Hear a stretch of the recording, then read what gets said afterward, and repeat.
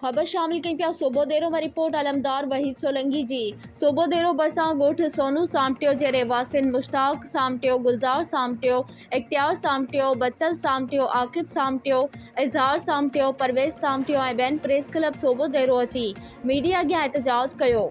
हिननि दाईंदे ॿुधायो त असांजो नौजवान मिस्त्री अल्ताफ़ सामटियो 20 फरवरी ते SHO सोबोदेरो गुलाम शबीर खोड़ो कोर्ट बंगले मां संदसि ट्रैक्टरनि जे गैरेज तां गिरफ़्तार करे आयो, जॾहिं त 20 फरवरी ते संदसि मथां ज़हीर गुल मेमण जी फरियाद ते FIR दाख़िल कई वई आहे।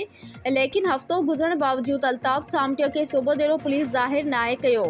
ॿी तरफ़ ट्रैक्टरनि जे वापारिन ज़हीर गुल मेमण मीडिया खे ॿुधायो त मुतालबो असांजे सोट के 20 तारीख़ SHO सोबोदेरो कोट बंगले में गिरफ्तार करे आयो आहे ज़हीर मेमण जी फरियाद ते।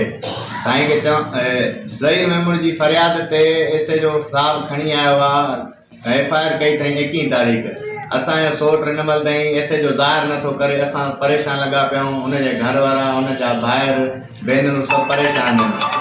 SHO न माण्हू ज़ाहिर थो करे, न ॿुधाए थो, न ख़बर थो ॾे, न चाह थो ॾे। ज़हीर मेमण न असां सां राब्तो थो करे, न कुझु काई ख़बर न आहे।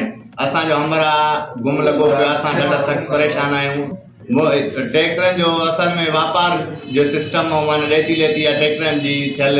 ज़हीर मेमण कंहिं नारेजे सां वापार कयो आहे, नारे जो आहे, उन सां हाणे शंबाणी सां वापार कयो अथई। हाणे विच में रुगो दुकान असांजे सोट ते वापार थियो आहे। उन खां पोइ चवण इहो ई आहे त स्टाम्प अॻी धुर सां पार्टी सां थियल आहे, अॻी धुर मोह नथी पई ॾिए, उनजे बावजूदि असांजे हमरा खे गिरफ़्तार कयो वियो आहे।